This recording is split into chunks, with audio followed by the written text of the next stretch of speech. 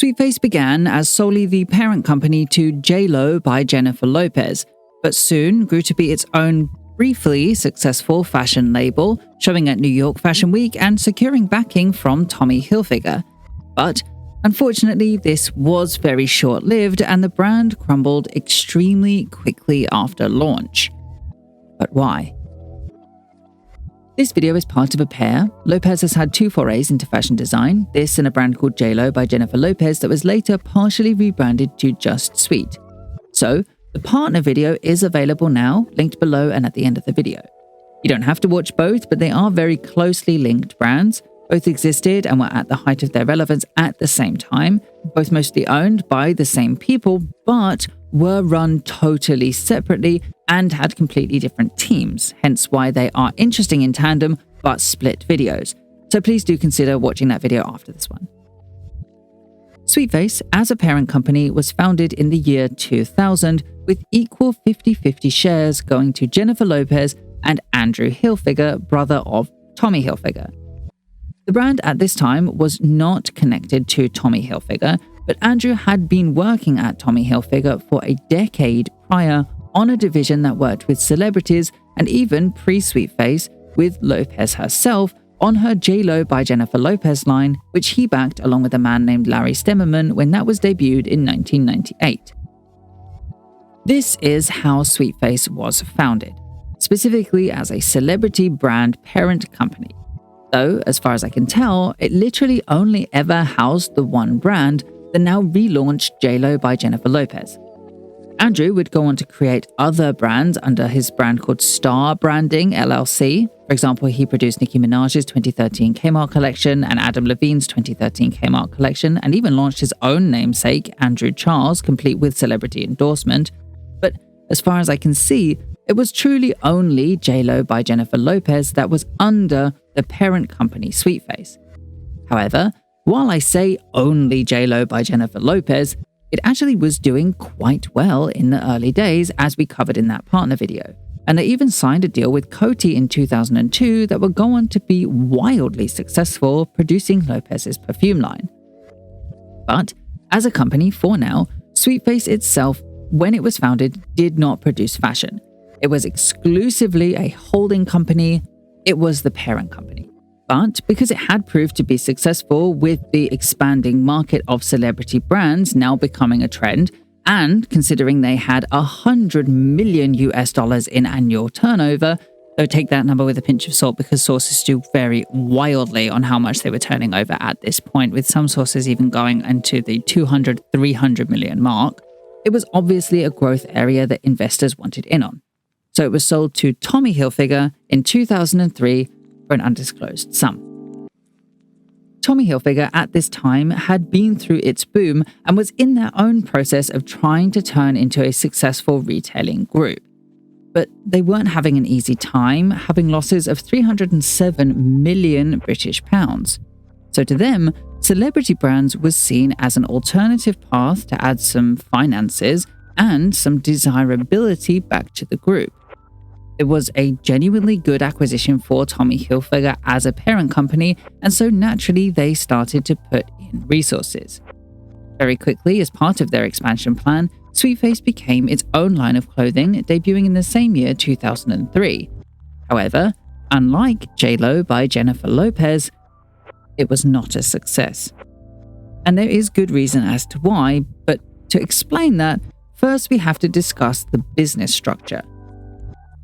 So, firstly, Sweetface has no relationship with Larry Stemmerman, the joint financier of J.Lo by Jennifer Lopez.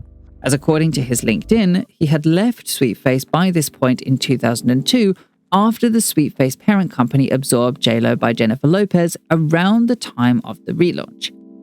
Though do take that with a grain of salt because he actually has 2 LinkedIn accounts and the other one says that he left in May 2004. So it's unclear exactly when he left, but from different articles, it seems as if he wasn't a co-founder despite being there before Sweetface was even a thing. The second thing to know is that sources are extremely confused as to what this Sweetface brand is in relation to the other Jennifer Lopez brands, including its relationship to licensing. From my research, however, my best guess is that it looked like this, with JLo by Jennifer Lopez running as their own brand and the one that was permitted to use the Jennifer Lopez name for licensing of things like lingerie and perfume, while Sweetface was a totally separate company. This was very confusing in research, and there are sources like this one that state exactly the opposite, that Sweetface, the parent company, was the owner of the licensing, which actually makes me believe that after the sale to Tommy Hilfiger, Jennifer Lopez herself retained the rights to her own name and used Sweetface Fashion Company LLC almost like a distribution center, while Sweetface Fashion Company LLC was just trying to be careful with their licenses by limiting it to majority through the JLo branding and not through Sweetface branding, in a way almost that would help Sweetface retain a higher brand positioning despite both being linked to Lopez. However, while I say all of this, this is just my best guess at the setup of the company. There seems to be no conclusive answer to this, because apparently even at the time, their relationship was confusing. I just hope my assessment is correct and that I have broken it down nicely to make it understandable, because it certainly was very confusing. So let's go back to the 2003 failed launch of Sweetface. Because specifically it failed because it was confusing. According to the New York Times, it looked nothing like clothes JLo would actually wear, looked like an afterthought, and was inauthentic, which, considering they had geared it in a way that copied other celebrity brands at the time, was a real fundamental issue, as that parasocial relation was their selling point. We had celebrity brands cropping up all over because it was such a huge profit driver, from Lamb from Gwen Stefani in 2003, to Fetish from Eve in 2003, to House of Derion from Beyoncé in 2004. These brands were seen as the next big way to engage with your audience, and it worked well as a brand extension of the celebrity, building relationships with customers, plus it was an easy way to diversify income, especially if they produced a perfume line. However, the issue with this seems to be that it's not everyone's take on the launch of the brand. You see, while the New York Times called it inauthentic because it didn't closely enough link JLo despite them copying other celebrity brands, W Magazine, who more kindly called it a rocky start, pointed out that unlike JLo by Jennifer Lopez, Sweetface was actually attempting to distance itself of the celebrity name. Sweetface was meant to be fashion first and celebrity second. It wasn't even designed by Lopez after all, but by a team headed by Heather Thompson. Today, this could be seen as a good thing. We have brands like The Row that market themselves on the absence of the Olsen twins, but back then in 2003, this was probably ill-advised just because of the aforementioned trends. Though in fairness, it actually could have provided them a great point of difference in the marketing if they were louder about this. Yet, while both routes have evidenced successes, the real question is, why is this so confusing? When the press releases around your brand don't ubiquitously understand what the brand is going for, how will the consumer? And considering the amount of direct and even indirect competitors Sweetface had in just the celebrity sphere alone, direct competitors here classified as women in the music industry with similarly positioned fashion lines with the same or similar target markets, this was going to cause a real problem.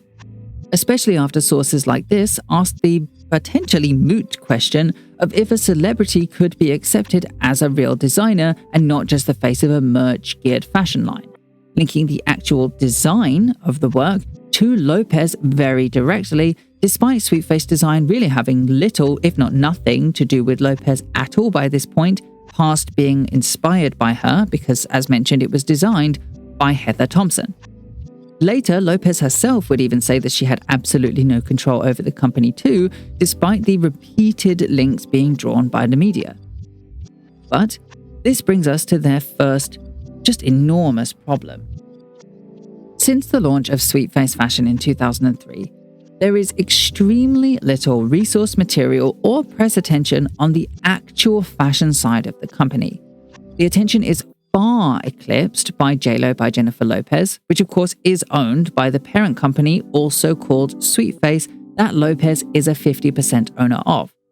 So not only are they effectively competing with themselves for marketing towards the fan base, something potentially ill-advised despite the small differentiator, but because the brand Sweetface bears the same name as the parent company to both, it's genuinely confusing as to whether Sweetface was a brand extension, a diffusion line, a spin-off, a line extension, a license, a standalone brand, etc., which just makes it very difficult for the reporters to discuss. Something especially problematic in the early stages of the internet, as consumers had begun using it as a resource for information and thereby using search engines to search for Sweetface. For any other brand, around this time it wouldn't be the biggest deal. They have time before the internet becomes crystallized into the behemoth to separate parent and brand. But because Jennifer Lopez's fashion influence was birthed through her Versace dress that catalyzed the beginning of Google Images, this is something they should have very heavily considered. So now, each and every time someone is to Google Sweetface to look for the brand, they're competing with every single article that links the parent company Sweetface to J.Lo by Jennifer Lopez, and then by extension, Lopez herself, effectively burying any online attention that the brand could garner from either searches for Sweetface or Jennifer Lopez. However, while it is fair to say that they should have considered search engine optimization, or SEO, for this brand, it's also a little fair to say perhaps the team just didn't know much about the internet yet because its algorithms, etc. at this time wasn't as widely discussed, wasn't as widely known.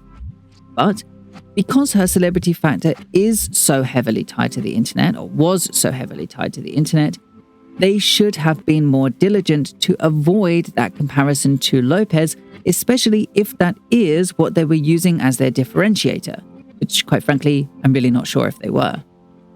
With that said, it's clear that they realized they had three main issues: the inability to search for the brand online, the positioning of the brand, and the confusing absence or presence of Jennifer Lopez. So, when Heather Thompson left to work on the House of Derion, Beyoncé's label, in the autumn of 2004, Lopez herself would become creative director, and Sweetface would debut a catwalk collection as the finale spot in the New York Fashion Week schedule in autumn-winter 2005. This, of course, would help position the brand as more upmarket, and it would connect the brand much more directly to Jennifer Lopez, helping that brand perception angle that could add value to a fashion consumer because of the legitimacy it gets from showing as the finale spot in New York Fashion Week, and for the Jennifer Lopez fans because of the addition of Lopez as the creative director, much more closely linking it to her celebrity factor, especially after she was quoted saying she finally gets to do what she wanted to do. Plus, for journalists, it also helped to establish the positioning that the brand was aiming for, which may have helped any articles written de-scramble the previously very confusing positioning we had come to expect. Meanwhile, offering a solid reason to actually discuss the brand each time a presentation is shown, specifically because Fashion Week is an industry event and specifically meant to give journalists something to discuss. Of course, this came at a huge expense, but considering this was in the height of the J.Lo by Jennifer Lopez brand, who owned the extremely successful Jennifer Lopez perfume line, as a parent company, Sweetface could certainly afford to add value to one of their most promising IPs, especially if it helped distance the two brands, Sweetface as luxury and J.Lo's licensing as the commercial side. But the biggest shock of it all? It was genuinely good. The collection, which included extreme luxe fabrics like mink furs, diamonds, and a finale of Naomi Campbell, worked extremely successfully at positioning itself in a luxury manner while retaining that street-style-esque aspect that had been known of Lopez, complete with fog machine. Even Vogue gave it a particularly positive review, and the only people that seemed actively against it were PETA, who even made a game where you could help animals escape Lopez's grasp. The collection was also available in America in Macy's stores across the nation in much more affordable iterations that her fan base, and perhaps a fashion crowd as well, would be able to afford. evidencing a true understanding of the need of a fashion show to be a marketing tool with the $2 million jeans, while the retail collection needs to be truly commercial, with the same jeans in a cheaper iteration retailing for, I believe, $49. All in all, it was an incredibly solid restart for any fashion company. And really, if it wasn't for other celebrity brands beating them to the punch of showing in New York Fashion Week, like Gwen Stefani's Lamb in the previous Spring/Summer 05 season, this would have been incredibly novel. So, they finally had a hit collection, good press, well received by fashion critics, it was differentiated from the commercial line, and it was commercial in itself to boot. But this really wouldn't last. As it happened, they didn't show again at New York Fashion Week until Autumn/Winter 06, but this time going for a much more commercial iteration than before.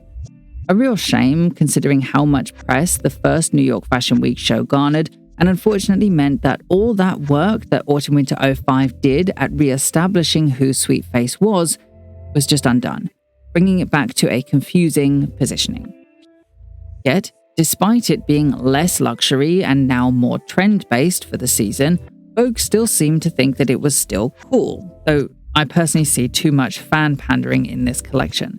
It doesn't, to me, read as much as a luxury brand as the previous season did. This, unfortunately, demonstrates that they, in a way, didn't understand how to differentiate their brand well. Bringing back the 4 Ps, in price, it was mid-priced, so competitive with other celebrity brands, so that's okay, except the positioning of the brand went for something more luxurious because of the fashion shows, and the price point was not luxurious, so that's confusing. In terms of product, we don't know about quality, but considering it went from mink furs to very accessible by just the following presentation, even if it is good manufacturing, it confuses the position of the brand, so wouldn't help them differentiate. Place was good for a Jennifer Lopez fan. Macy's is accessible. However, considering they were actively removing Lopez from promotional work, for example, she refused photos at Sweetface events to put an emphasis on the clothes, it's hard to see if Macy's was the right location. And because JLo by Jennifer Lopez was also selling in Macy's, it's a confusing place to sell. And from a promotional side, because that has also been so confused, I can't even say that's been very good. Was it Luxury 05 or was it Street 06? It's very difficult to tell. Hopefully I'm being clear here that this whole thing is just very confusing. Is it luxury? Is it mid-tier? Does it have Lopez or not? What's the value to the customer if the product quality is bad and there's less celebrity endorsement than their direct competitors? It's not like the fashion shows can tell us. They were so different from one another, and seemingly reporters also have no idea. So yes, it's confusing. It's very bad branding, frankly. I have no idea who their target market is or who they wanted Sweetface to be, and I don't think they knew either. Obviously, this was their last New York Fashion Week show, reducing only to Miami Fashion Week from here, where I believe they had shown actually since 2003 when Heather Thompson was the designer. I honestly couldn't find a reason as to why they wound down the catwalk promotional arm of the marketing budget in this way, because even if it is bad, it's still a lot of attention coming to the company, so it seems like a bit of a confusing decision, honestly. So my best guess is that these shows were just a ploy to draw in investors not to Sweetface, but to their sister company JLo by Jennifer Lopez, who at this point was turning over $250 million, primarily in licensing agreements. You see, after the Spring/Summer 07 show, JLo by Jennifer Lopez was purchased by Li & Fung Limited, who though may not have bought Sweetface as a parent company, as several sources claim, many sources disagree, with sources like this suggesting the whole of Sweetface Fashion Company LLC was sold, which I personally think is more likely. In either situation, though, would have paid right into Lopez and Hilfiger's pockets with the purchase, meaning that even if Sweetface was never really successful as a fashion line, the owners still would have made a decent return on investment. However, this sale would still mark the end of Sweetface as a fashion line, as part of Li & Fung's expansion plan, they partially rebranded JLo by Jennifer Lopez in 2007 to a new brand named Just Sweet, a more mid-market positioned brand, as opposed to the cheaper positioning of JLo by Jennifer Lopez, and the supposedly high fashion positioning of Sweetface. Just Sweet would then debut in New York Fashion Week in autumn-winter 07, so the year following Sweetface's previous collection, completely infringing on Sweetface's positioning. Plus, because Just Sweet, Sweetface, and the parent company Sweetface are all rather similar names, which all have the same celebrity endorsement, though none of them use her name in the title, it drew very quick comparisons between the two brands, cheapening both and ridding both of their differentiator. It's odd and unnecessary naming and an odd choice of a debut location, which ultimately meant that all three were competing with each other. You add to that the very confusing positioning and the promotion of the Sweetface brand already, and it's obvious to see why it was hard for the brand to grow. By 2008, it was clear that the line wasn't going to improve, and their last retail collection, Spring-Summer 09, went by with very little fanfare. It's clear that the brand was not doing well, and as a result, the parent company Sweetface restructured, putting the Sweetface brand on hiatus where it remains today. They did give interviews to say Sweetface would return with new messaging in the future, though if that is the case, it's good that they do understand their folly of confusing messaging. The brand was simply just so confusing and not differentiated enough from her other brands. She spread her celebrity factor too thin unnecessarily and diluted what could have been better targeted efforts. Celebrity lines were already heavily competitive, and especially by 2010, just not the most desirable, especially at the more expensive end. Saying that, financially, I think everyone really did come out a winner. Sweetface, the parent company, sold to Tommy Hilfiger, making both the founders a profit. And though Sweetface, the fashion label, was put to rest without ever turning a profit, the sale of the parent company is very likely to have benefited Tommy Hilfiger financially, while the acquisition of the JLo licensing, especially considering they are still releasing products today, would have benefited Li and Feng as well. So, though this is a fall video, I really don't think anyone actually came out of it worse off than they went in. Many people making several tens of millions, if not hundreds of millions of dollars, which ultimately, in my eyes, makes this quite a nice success for everyone and all involved. Thank you so much for watching. Please like and subscribe for more videos like this one. Feel free to check out my Just Sweet or JLo by Jennifer Lopez video while you're here, and check out my beauty channel as well for more videos like this one but about beauty brands. An extra special thank you goes out to my patrons over on Patreon as well, some of whose names are on the screen.